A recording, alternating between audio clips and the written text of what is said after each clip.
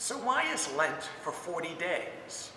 Back in the beginning of the 4th century, when Christianity had been legalized, it became part of the tradition that early Christians spent the last 6 to 7 weeks getting ready for their baptism, which would always take place on the Saturday before Easter Sunday.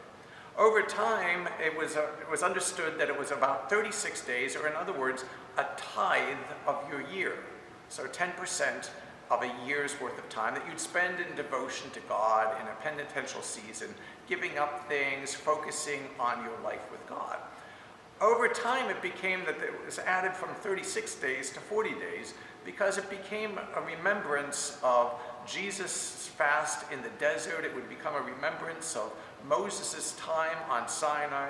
It became a remembrance of Israel's 40 years wandering in the wilderness, waiting to get to the promised land, or Elijah's trip to the mountain to visit with God. 40 days had a real resonance with the lives of people who understood this story of God. So we applied that time to our preparation for Easter and a preparation for how do we live with God and live as God's people in this world.